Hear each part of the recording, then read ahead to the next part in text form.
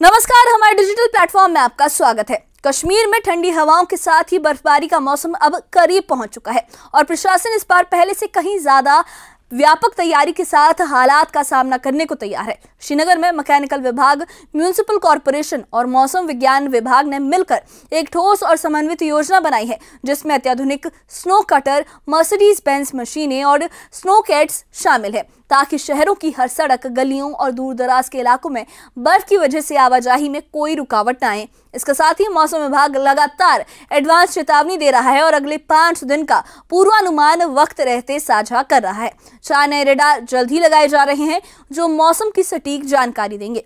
प्रशासन ने provincial snow control room और 24x7 स्टैंड बाय टीमों की व्यवस्था भी पूरी कर ली है। स्थानीय लोग भी इस तैयारी से आशान्वित है। श्रीनगर के निवासी बशीर अहमद का ये कहना है कि बर्फबारी कश्मीर की खूबसूरती बढ़ाती है और पर्यटन को प्रोत्साहित करती है, लेकिन छोटी गलियों तक सुचारू सफाई जरूरी है।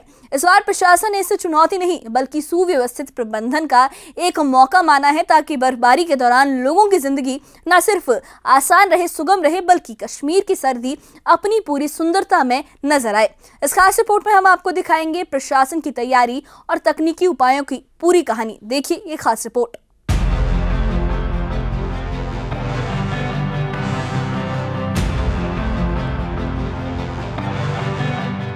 श्रीनगर में सर्दियों की शुरुआत के साथ प्रशासन ने बर्फबारी से निपटने की तैयारियों को तेज कर दिया है। मैकेनिकल विभाग, श्रीनगर म्युनिसिपल कॉरपोरेशन और मौसम विभाग मिलकर इस बार विंटर मैनेजमेंट को ज्यादा प्रभावी बनाने में जुटे हैं। अधिकारियों ने बताया कि सड़कों और गलियों को बर्फ से तुरंत मुक्त कराने के लिए अत्याधुनिक मशीनें तैनात की गई हैं। इनमें स्नो कटर मशीनें, मर्सिडीज बेंज मशीनें और स्नो कैट्स शामिल हैं।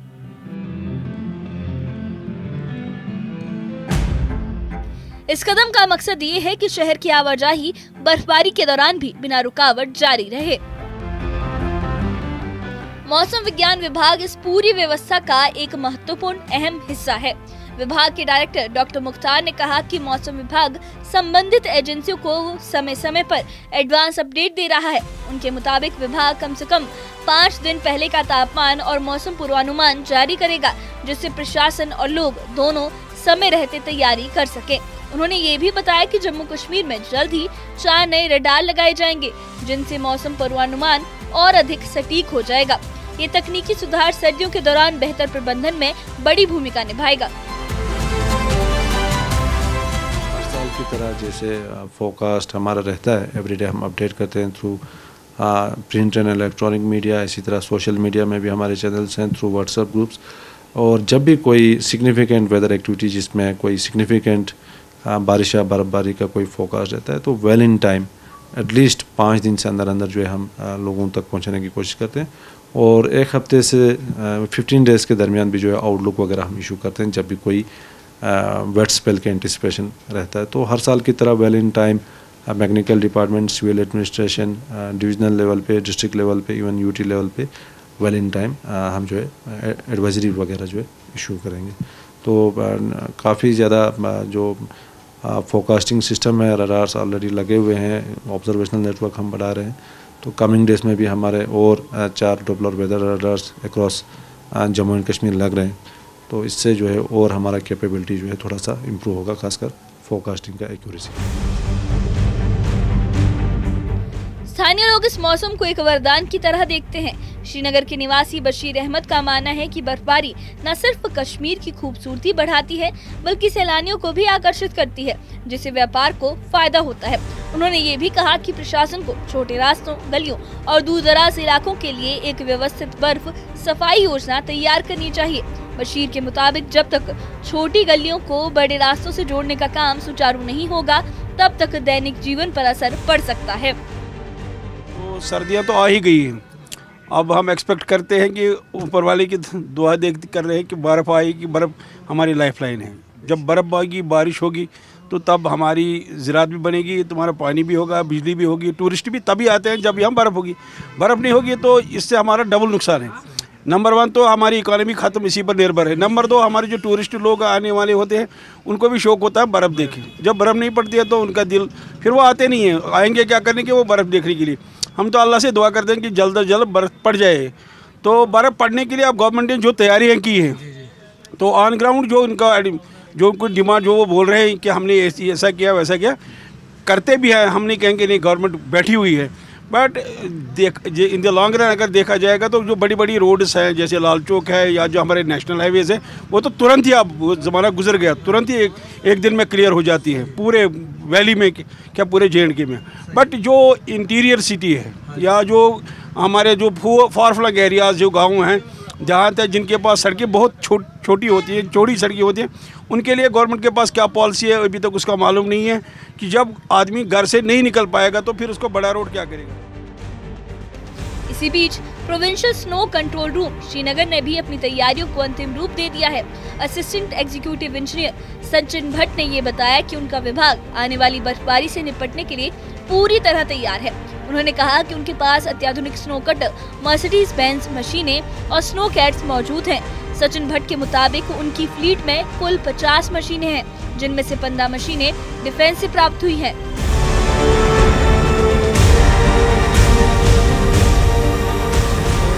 ऑन पेपर अगर हम बोले तो 15 नवंबर टू 15 मार्च होती है, बट ऑफ द ग्राउंड जो है वो पूरे साल चल रही होती है।